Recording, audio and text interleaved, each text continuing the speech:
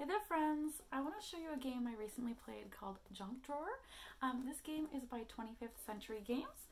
Let me see how many players it is. It can be played by 1 to 4 players, so there is some sort of solo mode which I haven't checked out yet. It's 20 minutes. It is a very quick game, and it says ages 14 plus, though I would say that perhaps if your kids are used to games that they could play this game at a younger age. So this is a polyomino game. And it's super cute. Let me show, even the cover is super cute, but let me show you the inside. In the inside, there are these boards.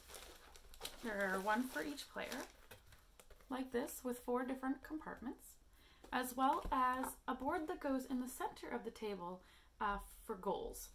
So on these compartments, you will place 4 different goals. And the rules are very helpful. They have different types of ways that you can arrange them for different kind of themed goal scoring games. Also if it's beginner level or harder. And they also say which cards are easy, which cards are hard.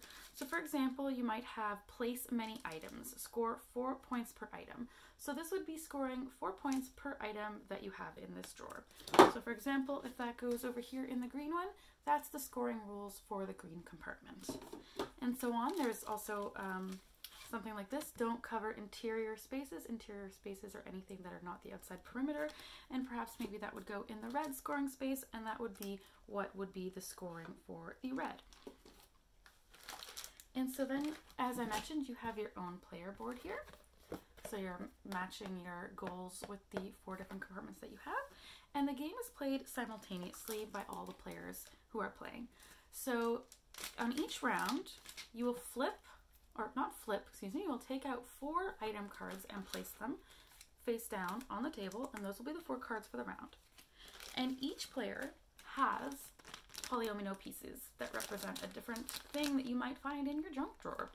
You know, we have all these cute sunglasses. Woohoo! We have things like a flashlight, things that you would find, you know, in your junk drawer, keys, kind of things that are on your catch-all. So everyone has a matching set of polyomino pieces representing these tools. And the item cards represent these as well. So when you flip one, you have to place that item. So the part that makes it extra interesting, in my opinion, is that on each round of 4 cards, you can only place 1 in each compartment. So you can't double down in the same compartment, and you don't know what's coming up. So if you have the 4 cards and the first one is earphones, if you place earphones in this purple compartment, then the next 3 that flip have to go in one of these, and so on and so forth. So the flashlight, if you were to play it here, obviously these would be your polyomino pieces, not the cards. But if you play it in this compartment, then the next 2 have to go into the red or green.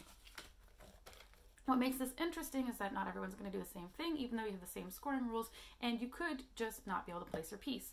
There are different ways that the game stops, but the basic version is that once someone cannot play a piece, the game stops. If everyone else can place their piece, they do, and then it goes straight to scoring.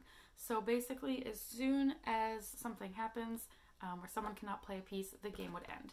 You can also play knockout, where once someone can't place a piece, they're kind of out, and it gets to the end. People can keep placing, and then you can score at the end, I believe is how they do it.